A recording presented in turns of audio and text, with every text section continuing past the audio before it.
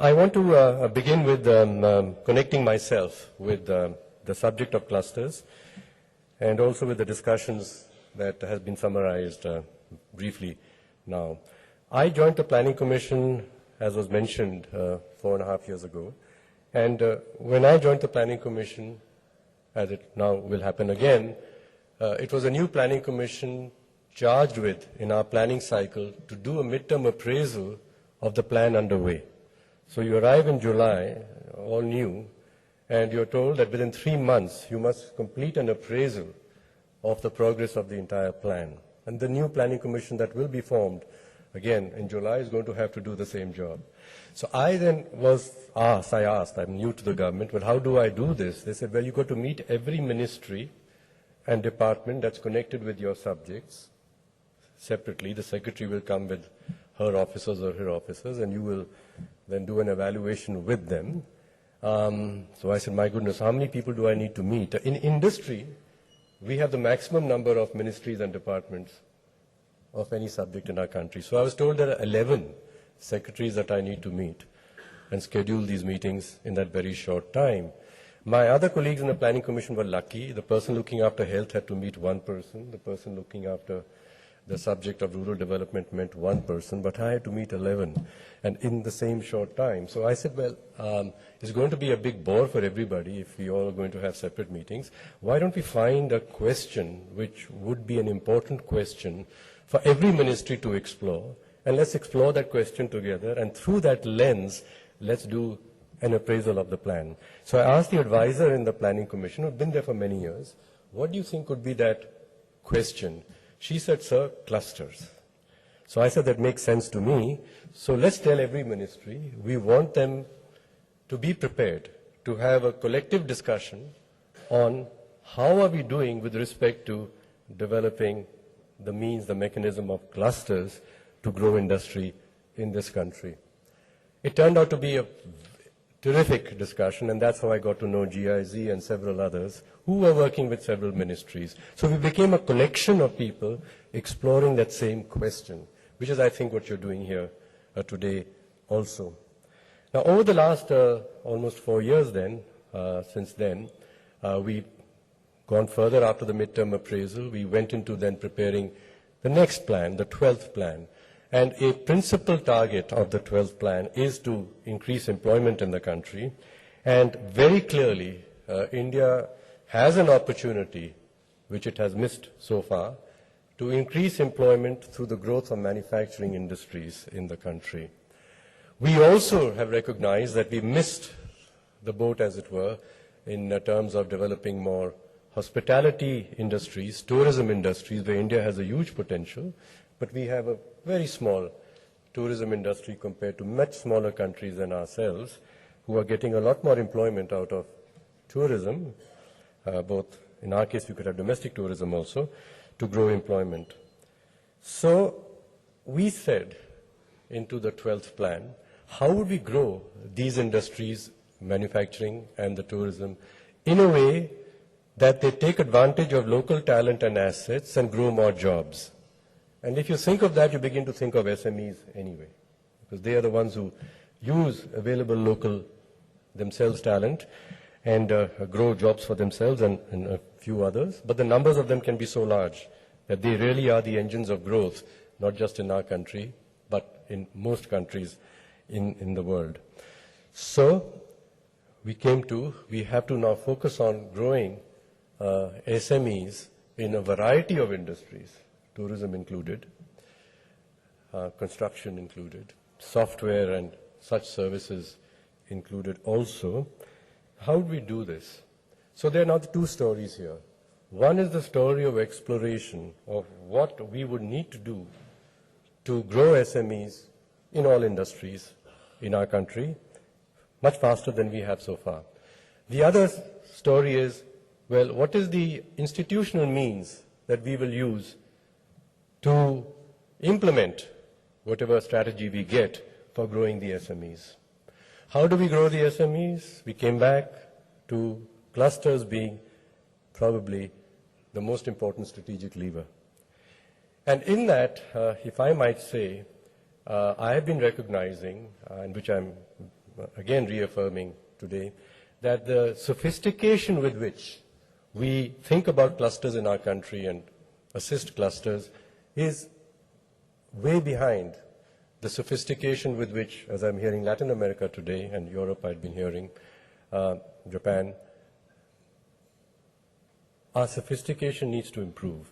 We are still thinking of clusters quite often as just an aggregation of people on the same space and assisting them by giving them some money and some schemes to the individual units in the space and hoping that thereby there will be growth, and there is some, but nothing like the sort of growth that one can get from the more sophisticated, comprehensive means that are being used in other parts of the world.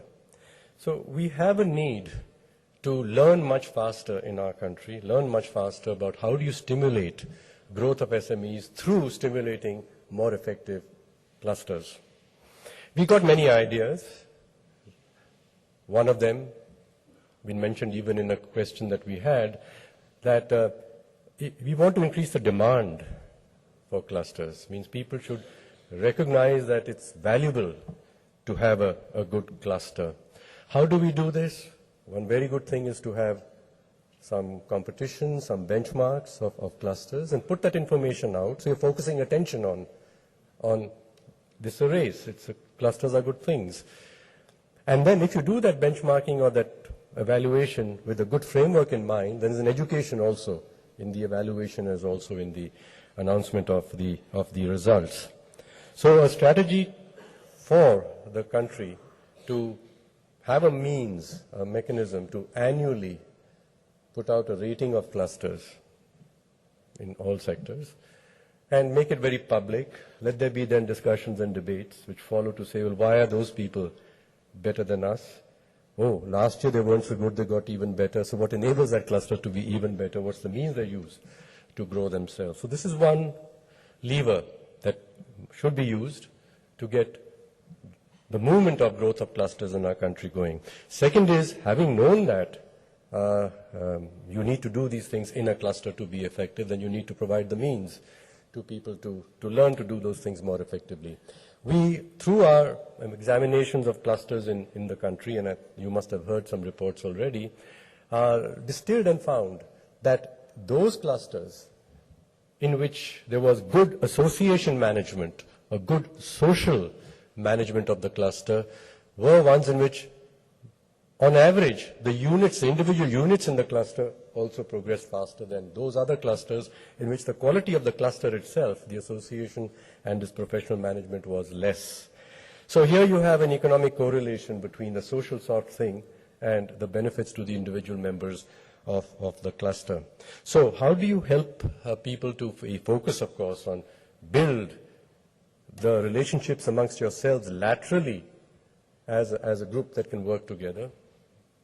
In a way saying, making one from many, the skills of making one from many, while we remain individuals, but we become together more capable of helping the individuals by being that one that we can make out of many, which is the essence of a cluster.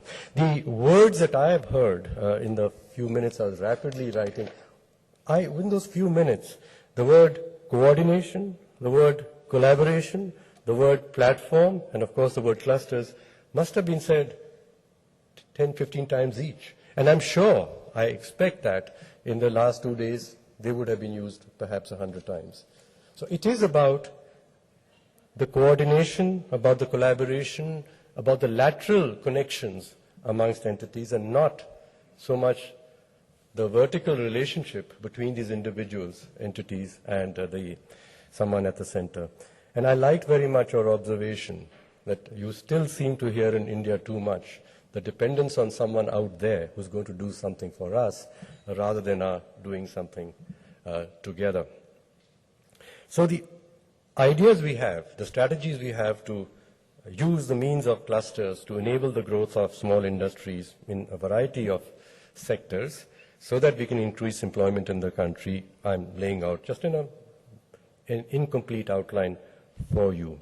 But this suggested that we need to have in the country some means, some place, some node, which would pull in learning about what's happening with regard to clusters, and make that learning available to various ministries, each of whom is also building clusters, whether it's textile and textile ministry, electronics in the ministry of the another ministry, the heavy industry, or now it is the tie industry ministry, the IT ministry.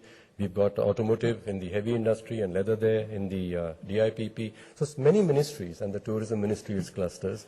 So some learning platform should be created where these organizations, these ministries, who can deliver their results by creating more effective clusters of units that they are responsible to help build, would help. Now, who's going to be this node, and where should this node lie?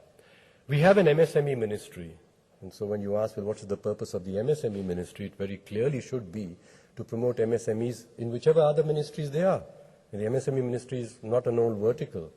So the role of the MSME ministry has to be the facilitator of other ministries able to do their job.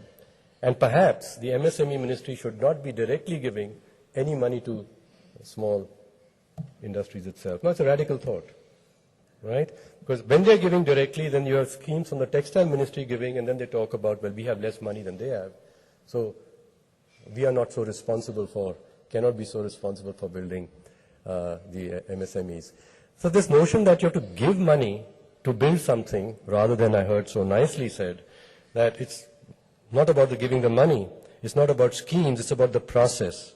And it was summarized at the end of the last session very well.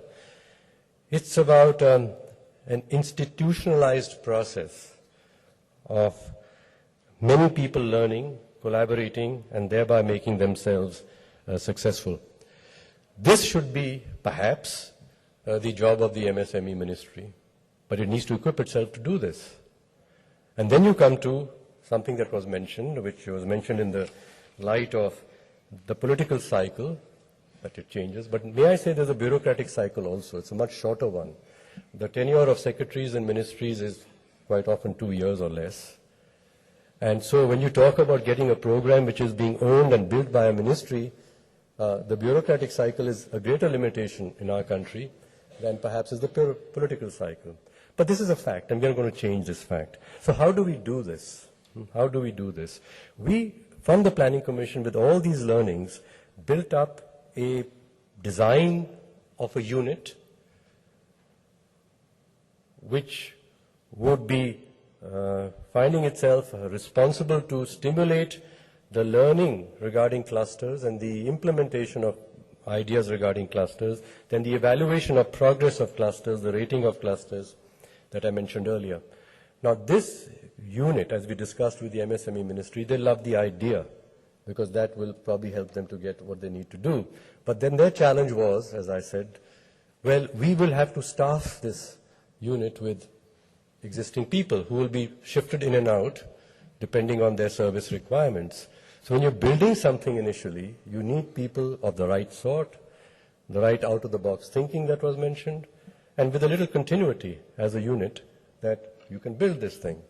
So what we suggested to the MSME ministries, that other government departments are now beginning to do this, that they outsource the service unit that they need to deliver the result that they're expected to. When that service unit requires skills and capabilities which through the government recruitment process you don't